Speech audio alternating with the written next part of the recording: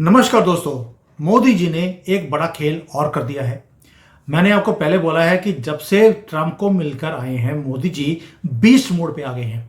हर रोज एक इतनी बड़ी स्ट्रेटेजिक मूव होती है कि भाई देखकर मजा आ जाता है। अभी हमने क्या कर दिया, तालिबान के साथ मोदी जी ने हाथ जोड़ लिया है। उनके रिप्रेजेंटेटिव को यहां पर बैठने की परमिशन दे दी है, यानी कि अफगान एम्बेसी के अंदर जहां पर एक भी तालिबान का आदमी नहीं था वहां पर उनके अब डिप्लोमेट्स बैठेंगे। मुझे नहीं लगता कि वो बैठेंगे वहां पर कि बंदूक लेकर बैठेंगे, कैसे बैठेंगे मुझे नहीं मालूम। लेकिन हमने अपने रिलेशंस तालिबान के साथ और भी ज़्यादा मजबूत कर लिए हैं। अब आपको लगेगा यार ये इतनी छोटी सी न्यूज़ है, इसके ऊपर फ़र्क क्या पड़ता है। ओ भाई तालिबान है ये, और तालिबान के साथ हाथ जोड़ने का मतलब है हमने कहीं ना कहीं चाइना को, पाकिस्तान को और आईएसआई की जो गेम थी उसमें ध्वस्त कर दिया है, पाकिस्तान को भी और चाइना को भी। इसके अंदर इतने ज्यादा जियोपॉलिटिकल मूव्स हैं, आप हैरान रह जाएंगे जितनी मेहनत और जितनी स्टडी मंजरी जी ने इस टॉपिक के ऊपर करी है। अब आप इसको एक एक करके करते हैं कि ये स्ट्रेटेजिक प्ले जो मोदी जी ने किया है पाकिस्तान की आईएसआई को ध्वस्त करने के लिए और चाइना का जो इन्फ्लुएंस है यहां पर बढ़ता हुआ देखते हुए उसको काउंटर करने के लिए, ये मास्टर स्ट्रोक कैसे खेला गया। मंजरी जी जय सिया राम। जय सिया राम। मंजरी जी ये बताइए, जो ये तालिबान के साथ हमने ये काम कर लिया, don't you feel Bharat is also playing with fire. हम पाकिस्तान को बोलते थे कि आप उग्रवादियों को रखते हैं अपने पास, उनको पालते हैं परोसते हैं और उनके साथ रिलेशन रखते हैं। आज भारत ने वही काम करना शुरू कर दिया तालिबान के साथ। पावर वैक्यूम नहीं होना चाहिए। जब अमेरिका ने तालिबान को सत्ता सौंप दी तो आपको उस क्षेत्र में जिसके पास भी सत्ता है उससे बात करनी पड़ेगी। भारत के इंटरेस्ट आप उसको वहां पर ओपन और इस नेग्लेक्ट नहीं कर सकते। आइडियोलॉजी से ना घर चलता है, ना देश चलता है, ना दुनिया चलती है। आइडियोलॉजी एक कि हम इससे बात करेंगे, इससे नहीं करेंगे, ये अच्छा है, ये बुरा है, ये उनका काम है। जो जिनको हम कहते हैं ना आइडल, जो खाली बैठे रहते हैं और तुमने ये किया, ऐसे नहीं किया, ऐसे करना चाहिए था, तो उन लोगों के पास ये सारी चीजें ठीक रहती हैं। प्रैक्टिकलिटी क्या है? अगर आप अफगानिस्तान में नहीं जाएंगे तो चीन जाएगा। और चीन क्या करता है? चीन आपको सर्कल करके आपको ट्रैप करने की कोशिश कर रहा है। तो आप अपनी आइडियोलॉजी रखिए किनारे। सर्वाइवल आपका फिटेस्ट है। और उसके लिए आपको तालिबान से बात करनी पड़े, वो या किसी और से। भारतीय सेना क्या कहती है? दुश्मनों को हराने के लिए हम मौत से भी हाथ मिलाएंगे। तो हम हम्म। चाहे भाई, हमको जो है मिडिल ईस्ट जाना है। और क्यों हम आइसोलेट हो जाएं? तालिबान को यूएस ने आइसोलेट किया नहीं, चाइना ने नहीं किया, नहीं तो हमारे दुश्मन हमारे पड़ोस में बैठ के पाकिस्तान में है ही। अफगानिस्तान में भी बैठा लीजिए, आप घिरते चले जाइए, पहली गोली हम नहीं चलाएंगे। 62 की वॉर में ये बेवकूफी हम करके देख चुके हैं। इसलिए नथिंग डूइंग, हम हर वो काम करेंगे जो हमारे नेशनल इंटरेस्ट में है। तालिबान है, कोई बात नहीं, हम तालिबान से बात करेंगे। कुछ काम तालिबान ज्यादा अच्छा कर सकता है और वो काम हम उससे कराएंगे। काफी सारे हमारे अज्ञात बंदूकधारी वहां से भी आते हैं। टीटीपी हमारे लिए जो खाली करा रही है, वो पूरा वजीरिस्तान वाला एरिया, वो वहीं से आती है। तो there is no good and bad. जब आप युद्ध में होते हैं, और इस समय जब देखिए चाइनीज फिलोसफी क्या है, either you are fighting the war और you are preparing for war. तो आप युद्ध में है बिकॉज आपका दुश्मन युद्ध चाहता है। अब आ जाते हैं दूसरी बात पे। जब आप युद्ध में होते हैं तो फिर आपके लिए नीति नियम अलग होते हैं। सर्वाइवल और विजय के लिए आप लड़ते हैं। हार गए तो आप सरवाइव करते हैं, दोबारा अटैक की तैयारी करते हैं। जीत गए तो वहां पर अपनी सत्ता स्थापित करते हैं। इसलिए जो लोग इसको राइट एंड रॉन्ग एंड ये करना चाहिए, मैं उससे कहती हूँ भाई रहने दो। योर ओपिनियंस आर अच्छा, एग्जैक्टली नॉट रिक्वायर्ड। हाँ। But Manjari ji, why it is that it was so important now and why Taliban only.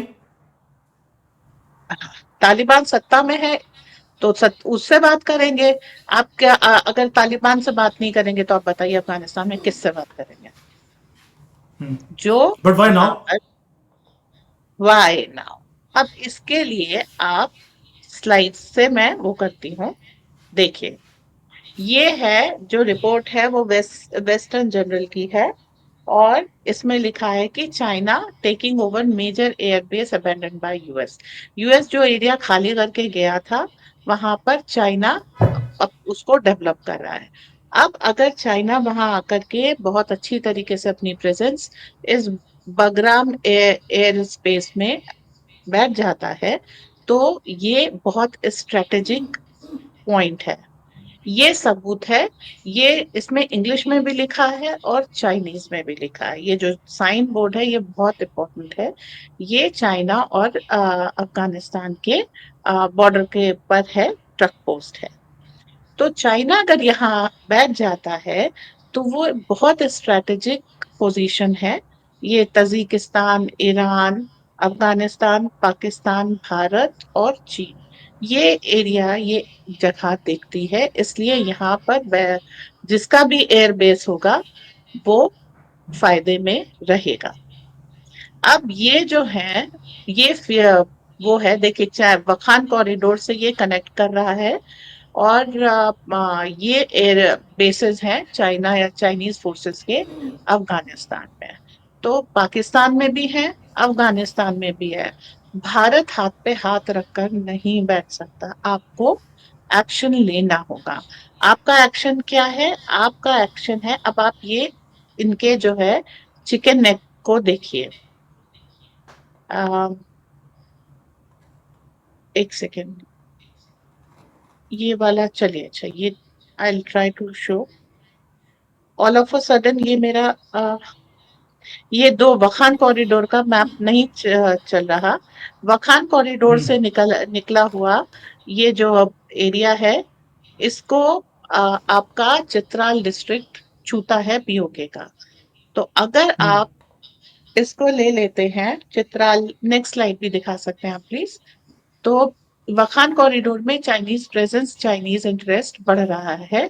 अ, और अगर ये जो है, एक सेकेंड, हाँ, ये वखान कॉरिडोर अगर आप देख रहे हैं, तो इसको अगर आप इससे आप कनेक्ट हो जाते हैं तो आप चाइनीज इंटरेस्ट को थोड़ा काउंटर कर सकते हैं, थोड़ा बैलेंस कर सकते हैं, और ये चेकमेट और बैलेंस ही गेम है। अब चाइनीज की जो प्रेजेंस है वखान कॉरिडोर में वो किस लिए है? ये एक तो डायरेक्ट रोड कांटेक्ट बना रहे हैं अपने और अफगानिस्तान के बीच में, क्योंकि ये जो है इससे ईस्ट तुर्कमेनिस्तान और आईएसकेपी इन सब चीजों को एड्रेस कर सकते हैं। और इसको ये अपना सिक्योरिटी कंसर्न मानते हैं कि ऐसा कर लेंगे तो ये सिक्योर रहेंगे। और उसके बाद क्या है, ये जो है आप देख रहे हैं, 8 जनवरी से लेके 12 जनवरी तक चाइनीज मिलिट्री इंटेलिजेंस के ऑफिसर्स, जिनका नाम भी दिया गया, मैं मेरी प्रोनाउंसिएशन खराब है इसलिए नाम मैं नहीं पढ़ रही हूँ, और ये 3 बड़े ऑफिसर्स वहां पर 4 दिन रहे हैं। तो ये इस बात का सबूत है कि चाइना न सिर्फ वहां पे मिलिट्री बेसिस बना रहा है, वहां अपने इंटरेस्ट को बढ़ा रहा है, बीआरआई को बढ़ा रहा है, और उसके बाद जो है चाइना इस चीज को आगे लेके जा रहा है। ऐसे में आप वंस अगेन, जब आपका और चाइना का इस एरिया में कंपटीशन है तो आप हाथ पे हाथ रखकर नहीं बैठ सकते। आपको इस चीज को काउंटर करना होगा, चेक बैलेंस करना होगा। अब आते हैं हम लोग आ, ये जो आ, फिर से अब आपको दिखाना पड़ेगा संभव मेरे एंड से जो है, आ, ये नहीं दिखा रहे। हाँ, दिस पर्टिकुलर स्लाइड, ये चाइनीज रेलवे प्रोजेक्ट है अफगानिस्तान में, और चाइनीज पाकिस्तान रेलवे प्रोजेक्ट है। भारत का मैप आप देख रहे हैं और किस तरीके से ये भारत को प्रॉब्लम में डाल सकता है। आपका जो पीओके है, जिसको आप पाकिस्तान ऑक्यूपाइड जम्मू एंड कश्मीर इसको लेना चाहते हैं, ये इम्पॉसिबल होता जाएगा, क्योंकि चाइनीज मिलिट्री जो भी है वो पाकिस्तान का साथ देगी। उसका टारगेट पहले इंडिया को काउंटर करना है। ये आ, ये उसकी तस्वीर है जो ये बनवा रहे थे, road and hmm. Rail projects. China Afghanistan BRI, it's diplomacy and reality है ये। इसको मतलब ये मत कुछ लोग कहते हैं कि नहीं ये इट इज इन बिल्डिंग, नहीं ये ऐसा हो रहा है। अब क्या है रीजनल वो इम्पोर्टेंस क्या है वखान कॉरिडोर की। एक सेकेंड मैं पहले इस चीज को बता दूं। इसके इसके साथ जो है आप पाकिस्तान, इंडिया, तजिकिस्तान, ईरान, ये 4 कंट्रीज को यहाँ से, और जो एक आपका ट्रेड रूट भी निकलता है, तो इससे जो है यहाँ पर ये भारत आइसोलेट हो जाता है इस एरिया को। अगर चाइनीज सिर्फ अभी हम वखान पे कंसंट्रेट कर रहे हैं, पूरे अफगानिस्तान को नहीं ले रहे हैं। तो चाइना आपको मिडिल ईस्ट से, सेंट्रल एशिया से कनेक्ट होने से रोक सकता है, क्योंकि वो ऊपर से लेकर है। तो जैसे हम POJ के ले लेंगे तो हम पाकिस्तान को लैंड लॉक कर देंगे। अगर यहाँ पे चाइनीज इंटरेस्ट बढ़ता जाता है तो चाइना हमको लैंड लॉक कर देगा। अब ये वाला ट्रेड रूट देखते हैं, 4,600 किलोमीटर का ये ट्रेड रूट है। इसमें आप देखिए कजाकिस्तान, उज्बेकिस्तान, किर्गिस्तान, तजिकिस्तान और अफगानिस्तान। तो ये एक लेयर नहीं, 2 लेयर में हमको घेर रहे हैं। एक ये वाला है जो अभी आपको दिखा, और एक इससे पहले वाली स्लाइड जो सीधे वखान कॉरिडोर से होके जा रही है, और एक ऊपर से जा रही है, ये ऊपर से जा रहा है। तो ये ऊपर से जा रहा है, तो ये डबल लेयर में आपको सर्कल किया जा रहा है, और ट्रेड रूट वो अपना बना रहा है, आपके ट्रेड रूट को आपको जो है लैंड लॉक कर रहा है। ओके। अब ऐसा चाइना का केवल ट्रेड रूट का इंटरेस्ट नहीं है, यहाँ पर अफगानिस्तान में $1 ट्रिलियन के कम से कम रिजर्व है। लिथियम पे चाइना फोकस कर रहा है। क्यों कर रहा है? क्योंकि वो इलेक्ट्रिक कार और इलेक्ट्रिक व्हीकल्स बनाता है जिसकी बेस लिथियम है। तो वो लिथियम के लिए इसको लिथियम ट्रायंगल बना रहा है, और जितने भी लिथियम डिपॉजिट्स हैं वर्ल्ड ओवर, उसमें ये कोशिश कर रहा है कि ये सारे उसको मिल जाए। तो अपनी जो एक मार्केट है उसको और स्टेबलाइज कर रहा है। तो इसमें तालिबान से $10 बिलियन का लिथियम डिपॉजिट वो कर रहा है। नेचुरली चाइना में जहां कहते हैं 25% ले ऑफ हो गया 1 क्वार्टर, तो वो 120,000 जॉब वो करेगा, इंफ्रास्ट्रक्चर बनाएगा, सब कुछ। It is a very good deal for China. तो जब चाइना की इकोनॉमी को अफगानिस्तान इस तरह से बूस्ट कर सकता है, तो आप देखिए। अभी मैं अफगानिस्तान की जो पॉपी फील्ड है इन सब चीजों की बात नहीं कर रही हूँ, सिर्फ इसलिए बात कर रही हूँ अफगानिस्तान की इम्पोर्टेंस क्या है और चाइना उस इम्पोर्टेंस को कैसे अपने नेशनल इंटरेस्ट के लिए डील कर रहा है। आप इस सब चीज को इग्नोर करके आदर्शवाद के कारण नहीं बैठ सकते। अब आते हैं रोल ऑफ पाकिस्तान। ये जो खुशाब आप एरिया देख रहे हैं, न्यूक्लियर रिएक्टर है यहाँ पर, nuclear reactor more under construction. इसकी 4 टनल है, और आप देख रहे हैं इस जगह की इंडिया से प्रॉक्सिमिटी क्या है। और पाकिस्तान हमेशा भारत को एक चैलेंज देता रहता है कि ये और डिटेल है जो पाकिस्तान का न्यूक्लियर केपेबल मिलिट्री बेस है, ये और डिटेल है जो अंडरग्राउंड न्यूक्लियर फैसिलिटी बना रहा है, इसके 4 टनल्स हैं। और ये बन जाने के बाद पाकिस्तान आपके लिए रियल थ्रेट हो जाएगा, जिसका अभी तक हम मजाक उड़ाते हैं वो चीज रियलिटी में है। ठीक है। तो मई 24 में ये सारी ली गई थी। तो आप जब चाइना पाक इसको बुलाते हैं, क्या कहते हैं तालिबान को। तालिबान, हाँ, तो आप अपने आप को सिक्योर कर रहे हैं, 2 तरफ से पाकिस्तान को घेर रहे हैं, चाइना के इंटरेस्ट को काउंटर कर रहे हैं, और भारत का इंटरेस्ट अफगानिस्तान के साथ बढ़ा रहे हैं। आपको याद होना चाहिए अफगानिस्तान एक समय भारत की टेरिटरी थी, और एक जो एक पुराने रिश्ते होते हैं ना, वो इतनी आसानी से खत्म नहीं होते। तो जब भी अफगानिस्तान के पास से कई बार भारत को ये संदेश आया है कि आप उधर से पाकिस्तान ले लीजिए, हम इधर से ले लेते हैं, इसको खत्म कर देते हैं। लोग सोचते हैं भाई अफगानिस्तान पाकिस्तान ज्यादा अच्छा रहेगा क्योंकि दोनों मुस्लिम कंट्रीज हैं, लेकिन पाकिस्तान की जिस तरीके की आदतें हैं और जिस तरह की वो धोखे अफगानिस्तान को देता रहा है, इसके कारण ये जरूर अफगानिस्तान हमेशा भारत की साथ चाहता था पाकिस्तान को खत्म करने के लिए। लेकिन यहाँ बैठी थी कांग्रेस सरकार जिसका उद्देश्य पाकिस्तान को चलाना था, चाहे इंडिया ब्लीड कर जाए।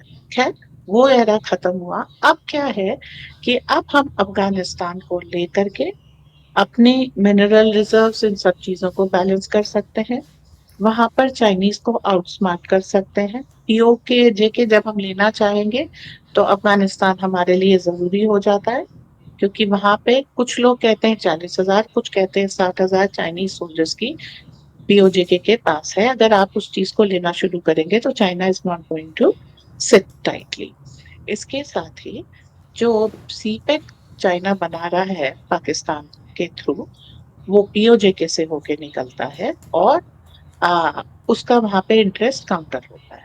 वो उसका एक इन्वेस्टमेंट, एक प्रोजेक्ट खटाई में पड़ा हुआ है। अगर ये जो और का खान से इनके जो रेलवे और रोड ट्रेड रूट है जिसमें ये सामान बीजिंग के लिए ले जाते हैं, फ्लाइट्स भी शुरू हो रही हैं, डायरेक्ट फ्लाइट्स।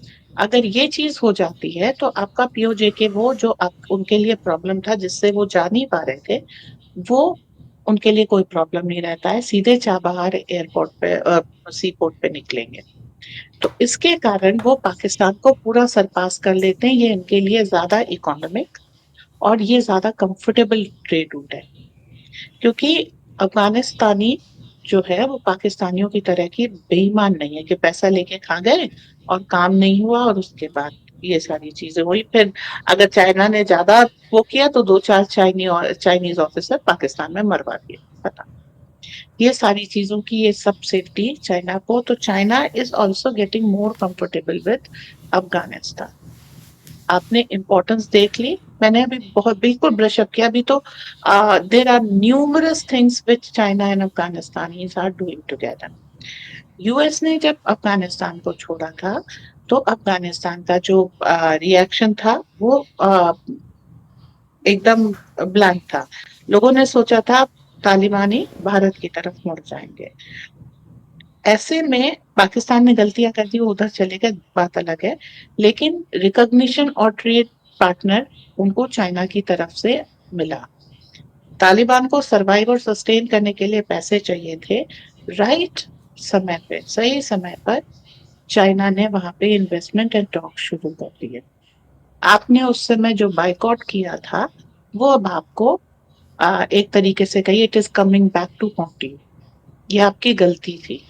जिसके हाथ में सत्ता होगी, अच्छी है पार्टी या बुरी पार्टी है, आपको उससे बात करनी होगी और तुरंत बात करनी होगी। तो जितना आपने डिले किया उसके कारण वहां पर चाइनीज प्रेजेंस स्ट्रांग हो गई। अब आपके लिए वहां पर एक नहीं, दो कंटेंडर्स है। मैं एनिमी नहीं कहूंगी, कंटेंडर कहूंगी। कंटेंडर है वहां पर, उन दोनों को काउंटर करके आपको वहां पे भारत के इंटरेस्ट सुरक्षित रखने हैं। तो अब आप समझ रहे हैं, बाउंड्रीज घटा करके ब्रिटिशर्स ने इंडिया को जो लॉस दिया था, वो बाउंड्रीज एक्सपैंड किए बिना भारत के वो सारे इंटरेस्ट हमेशा जियो पैरिटी में रहेंगे। न्यूसेंस वैल्यू उन जगहों की बनी रहेगी। पाकिस्तानियों की तरीके से अफगानिस्तानी कायर नहीं होते। They are quite brave, quite loyal, and वो चीजों को, जिन चीजों का वादा करते हैं वो सारी चीजें सस्टेन करते हैं। तो अब आप इस तरीके से देखिए कि आपको अगर पाकिस्तान भी और अच्छे से मैनेज करना है तो आपको अफगानिस्तान की जरूरत पड़ेगी। तो ये इस पूरे एरिया की है।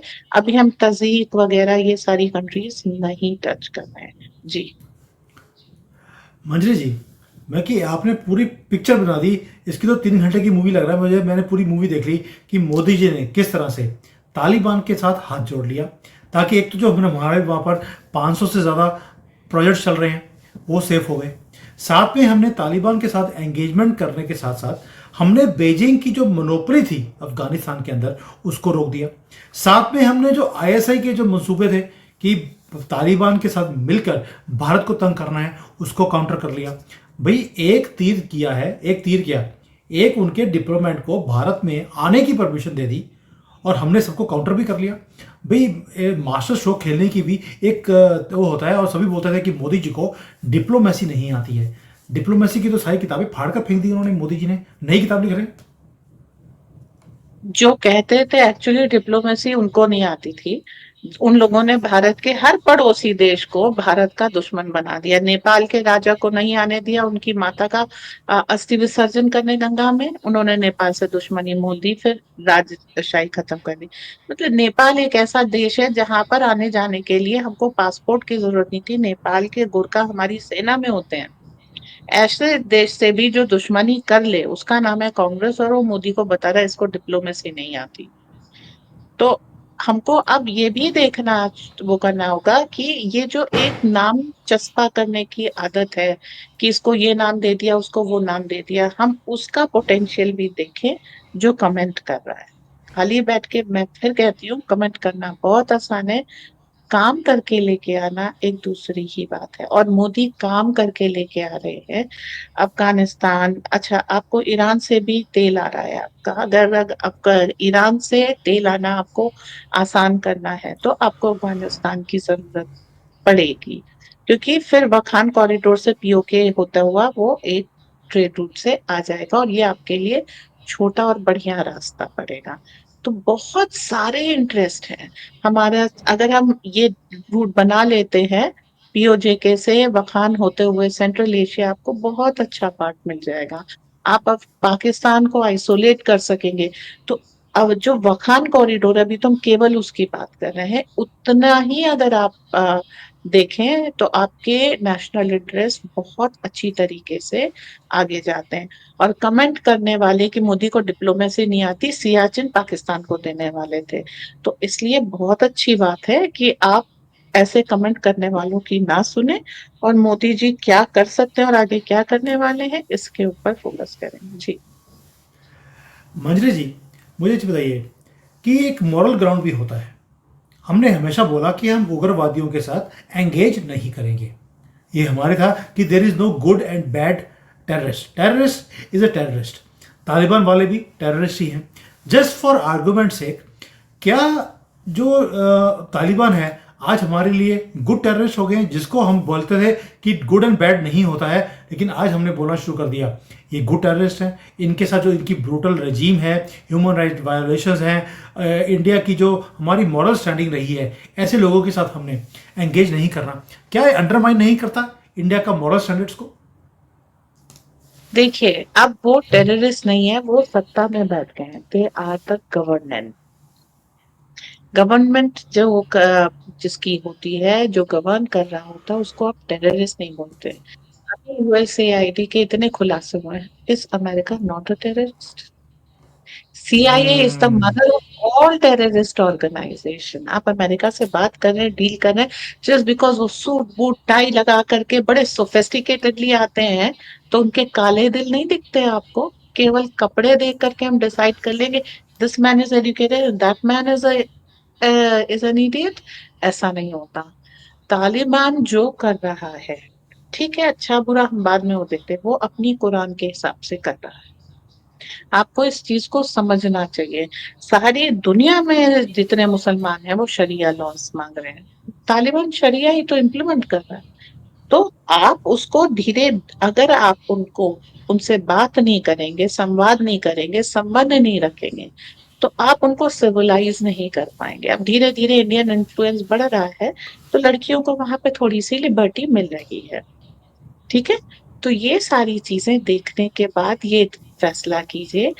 आपके स्कूल में जो बच्चा आता है शुरू में वो अनपढ़ होता है, गंवार होता है, फिर आप उसे पढ़ाते हैं, लिखाते हैं, सभ्य सुसंस्कृत बनाते हैं।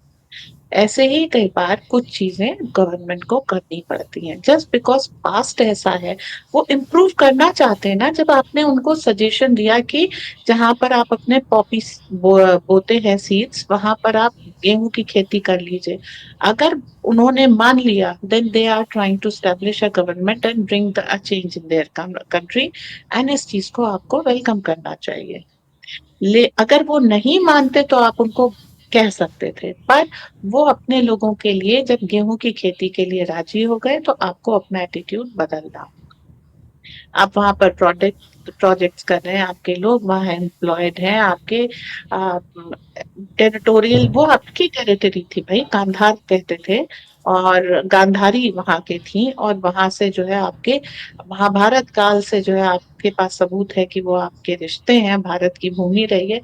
महाराज विक्रमादित्य, सम्राट विक्रमादित्य की वो भूमि रही है, वो इजिप्ट तक आपका शासन था। आज आपने पुल बैक कर लिया है, फिर आपने उसमें मॉरल हाई ग्राउंड लगा दिया है।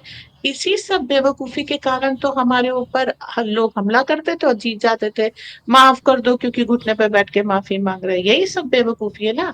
तो इसको सावरकर ने सद्गुण विकृति कहा था, और इसको वैसे ही त्याग दीजिए जैसे आप किसी नेगेटिविटी को त्यागते हैं। ज्यादा भला बनने की कोशिश में आप अपना और अपनों का बुरा नुकसान करते करते हैं। हैं।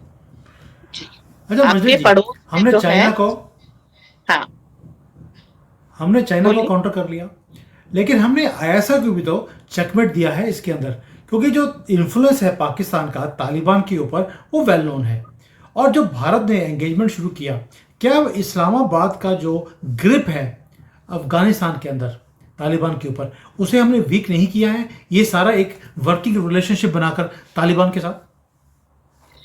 चाइना को हमने काउंटर नहीं किया, हम काउंटर करना स्टार्ट करेंगे, अपनी प्रेजेंस वहां बढ़ा करके, और प्रेजेंस बढ़ने में 1-2 साल लगेंगे। चाइनीज इस बीच में, जिनकी ऑलरेडी वहां पर अच्छी ग्रिप है, चुप नहीं बैठेंगे, वो भी आपको काउंटर करेंगे। अब सौदेबाजी शुरू होगी तालिबान के साथ कि चाइनीज ज्यादा प्रॉफिट देते हैं या आप। तो आपको दिल बड़ा करना है, आपको चाइना को काउंटर करने के लिए उनको ज्यादा प्रॉफिट देना होगा, और उसमें भी यही सारे जो है आएंगे चेंचे पे करते हुए कि चाइना की अफगानिस्तान को ये दे दिया, तालिबान को मजबूत कर दिया। आपको इस पे बिल्कुल ध्यान नहीं देना। आपको अपनी टेरिटोरियल और बिजनेस इंटरेस्ट के लिए, अपनी सिक्योरिटी इंटरेस्ट के लिए आपको तालिबान से बात करनी है, और उनको बेटर बार्गेन, चाइनीज से बेटर बार्गेन देना होगा, ठीक है। आगे आने वाले समय में ये जरूरी हो जाता है। अब आते हैं पाकिस्तान के ऊपर।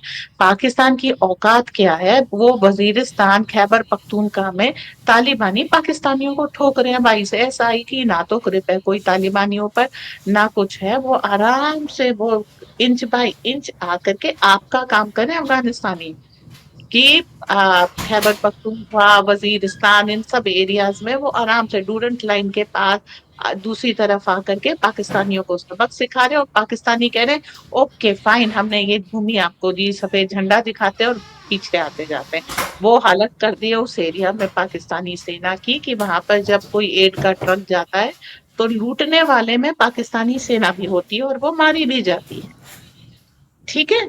तो वो इंटरेस्ट आपका वो कर, आपने जो गेहूं दिया जब तालिबान को जरूरत थी, आपने जब वैक्सीन दी, जब आपने दवाएं दी, और आपने भी उस समय जब वो बहुत मजबूत थे उस समय आपने मदद की, उसका आपको अब परिणाम मिल रहा है, सुंदर आपको चीज मिल रही है। अफगानिस्तान आप पे भरोसा करता है। अब आप उस भरोसे, क्योंकि चाइना ने वायरस दिया था और आपने दवा, रोटी और सब वैक्सीन दी, तो चाइना के ऊपर आपने एक मॉरल बढ़त ऑलरेडी हासिल कर ली है, और आपको अफगानिस्तान ट्रस्ट करता है। अब जो उस ट्रस्ट का आप ग्राउंड रियलिटी पर फायदा ले सकते हैं, वो आपके लिए पाकिस्तानियों को भी मारेंगे, वो आपके लिए चाइना को भी थोड़ा पुश बैक देंगे, आपके लिए आसान होगा जगह बनाना। और कोई फर्क, आप एक परिणाम देख चुके, अफगानिस्तान का क्षेत्र आपसे अलग हुआ किस हाल में आप देख लीजिए, पाकिस्तान का क्षेत्र आपसे अलग हुआ किस हाल में आप देख लीजिए। तो भारत के जो बंटवारे हुए, उससे भारत भूमि पे ये भारत के लोगों का क्या हाल हुआ देखने वाला है। अब इसको रिवर्सल करना और यहाँ पे धर्म की स्थापना करना भी आप ही का कार्य है, और जिसको हम अभी से शुरू करेंगे और आने वाले भविष्य में संपन्न करके दिखाएंगे। जी। मंत्री जी, यानी कि जो मोदी जी का विजन था, एक असर्टिव इंडिया उनको खड़ा करना है, हु डजंट शाई अवे। कोई भी बोल्ड वो भारत के अंदर कोई मूव्स हो, कोई भी जियो पॉलिटिकल कोई बोल्ड मूव लेनी हो, मोदी जी हमेशा आगे आते हैं, मैं देखा इसको। तालिबान के साथ हमने एक फॉर्मल रिकॉग्निशन नहीं दिया, लेकिन एंगेज करना शुरू कर दिया। एक गेम ऑफ शेडोज बोला जाता है कि हम सामने कुछ दिखा नहीं रहे, लेकिन पीछे अज्ञात काम भी कर रहे हैं। यानी कि हमने अफगानिस्तान के साथ हाथ जोड़ने के बाद हमने पाकिस्तान को, चाइना को, दोनों को हमने डिस्टेबलाइज भी कर दिया और उनकी दादागिरी को भी हमने खत्म करने का एक प्लान बना लिया। समझ आता है। लेकिन आपको लगता नहीं है कि इसमें अगर रिवॉर्ड्स हैं तो रिस्क भी हैं? आपको लगता है कि अमेरिका हो या बाकी कंट्रीज हैं, इस सारी डेवलपमेंट्स को बड़े आसानी से इसको होने देगी? आखिरी क्वेश्चन। पाकिस्तान, वो अमेरिका का जहां तक सवाल है, वो पहले अपना घर बचा ले। वो पहले ही बहुत सारे जगहों से, देखिए आपको जब वो इंडो पैसिफिक देता है एरिया, इसका मतलब है वो वहां से विड्रॉ करना चाहता है, वहां पे खड़े होकर के ना तो अपना पैसा ना अपनी एनर्जी बर्बाद नहीं करना चाहता। इंडियन सब कॉन्टिनेंट उसने भारत को दे दिया, भारतीय उपमहाद्वीप है। अब अगर आप वहां पे अपनी प्रेजेंस बैठा लें इस समय, तो ये आपकी बुद्धिमानी, और नहीं बैठा लेंगे तो ये आपकी मूर्खता है। फिर वहां पे चाइना आएगा, क्योंकि पावर वैक्यूम नहीं होता है। ठीक है, तो आपको इस समय चैलेंज अमेरिका से नहीं है। चाइना की भी इस समय थोड़ी हालत खराब है, रोल बैक कंडीशन में है, इकोनॉमी खराब हो रही है। चाइनीज भी आपको उतना काउंटर नहीं कर पाएंगे। अगर इनकी, आप आज से 5 साल पहले इस एरिया में चाइनीज को चैलेंज करते, आपके पसीने छूट जाते। आपने चाइना को वीक किया, आपने अमेरिका को दूसरी तरफ इंगेज किया, और अब आप अपना काम कर रहे हैं। इसे कहते हैं डिप्लोमेसी। एक को इधर फंसाए, दूसरे को उधर फंसाए, बीच के रास्ते में फटाफट काम निकाला। अब इसमें है, कुछ लोग आएंगे आदर्श लेकर के, आदर्शवाद का झंडा भैया अपने घर में फहराओ, हमको जो है पूरे एरिया में अपनी प्रेजेंस बढ़ाने दो, हम सत्ता में रहेंगे, सुरक्षित रहेंगे, हमारे ट्रेड रूट्स ठीक होंगे, उसका फायदा सब लोग उठा लेंगे।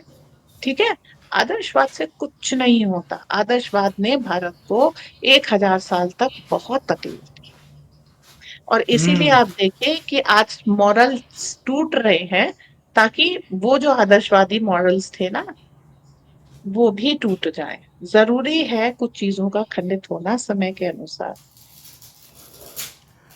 आई एग्री विद यू। और मैं बोलता हूँ हमेशा कि जियो पॉलिटिक्स की जो ये हाई स्टेक्स की गेम है, इसके अंदर बोल्ड मूव्स बहुत ज़्यादा नेसेसरी होते हैं। भारत में हमने बोल्ड मूव्स तो क्या, मूव भी करना, हमने देखा था कि कोई हमारे जो हुक्मरान थे वो मूव भी करना पसंद नहीं करते थे। मैडम से पूछ लो मैं क्या करूं जी। तो ऐसे तो हमने 10 साल देखे हैं, 10 कांग्रेस के।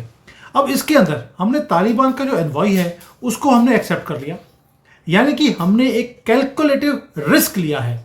अपने नेशनल सिक्योरिटी इंटरेस्ट को हमने रख लिया, सेफगार्ड कर लिया, रीजनल इन्फ्लुएंस को बढ़ा लिया, ये भी किया है। और ये जो हाई स्टेक्स की गेम है उसके अंदर मुझे ऐसा लगता है कि जैसे मंजरी जी ने समझाया कि पोटेंशियल गेन हमें मिलने वाला है। अब ये मास्टर स्ट्रोक बनेगा मोदी गवर्नमेंट का या रिस्की गैम्बल है, ये तो वक्त बताएगा।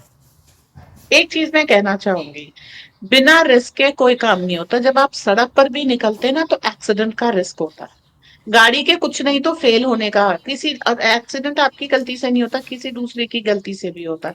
तो बिना रिस्क के कुछ नहीं होता। And higher the risk, higher return. तो इस बात पे भी भरोसा रखिए, खतरों के हम लोग खिलाड़ी हैं, भारतीय सेना हमारे पास है, चिंता मत करिए। हम जान के, और ऐसा नहीं है कि पिछले आज ही तालिबान को बुलाया है तो आज से मोदी जी काम करेंगे। मोदी जी ने 19 से काम शुरू किया था, 25 में वो ये कर रहे हैं। तो बहुत सारी स्ट्रैटेजिक वहां पे इन्वेस्टमेंट भी हो चुकी है, लोग भी प्लेस हो चुके हैं, और अब ये जो है हम उसको सतह पे ला रहे हैं, मतलब नींव हम बना चुके हैं। अब ऊपर की बिल्डिंग आपको दिखाई देगी। जी सुमित जी, सॉरी आपको टोका। यानी कि नहीं नहीं नहीं, बिल्कुल नहीं, इज वेल वेल टेकन। यानी कि भारत, अब एक चीज मुझे समझ आ गया, हम पैसिव प्लेयर नहीं रहे हैं, not in India but in south Asia. और हम अब डेस्टिनी अपनी भी शेप कर रहे हैं और बाकी जो कंट्रीज हैं इनकी भी शेप कर रहे हैं। मैंने पहले बोला है, दोबारा बोलता हूँ, एक बहुत बड़े एस्ट्रोलॉजर हैं यूके के, उन्होंने मुझे बार बार बोला है कि सुमित 25-26 में भारत की बाउंड्री इंक्रीज होगी। हम 1000 साल से हमारी बाउंड्री डिक्रीज होती रही, अब हमारी बाउंड्री इंक्रीज होगी। और ये किधर होगी? उन्होंने ये भी बोला है, लेफ्ट, राइट एंड नॉर्थ। तो आप देखते जाइए, ये सब जगह पर हमारी बाउंड्री अब इंक्रीज होने वाली है, और ये सब कुछ बोल्ड मूव्स लिए बिना नहीं हो सकता है। अगर जियो पॉलिटिकल लैंडस्केप के अंदर आपको अपना दबदबा बनाना है तो आपको रिस्क लेने पड़ेंगे। दुनिया वॉच करेगी और हम अपना रास्ता निकालते जाएंगे, बाकी सबको तंग रखकर। हमने बांग्लादेश को भी तंग किया हुआ है, पाकिस्तान को किया है, ऊपर चाइना को किया है। अब हमने एंगेज बीच में से शांति से तालिबान के साथ करना शुरू कर दिया। इसलिए बोल रहा हूँ, सबकी बड़े बड़ों की एंकड़ी हमने निकालनी शुरू कर दी है, और यही नया भारत है। मंजरी जी, थैंक यू सो मच। जय सिया राम। ऐसे यार।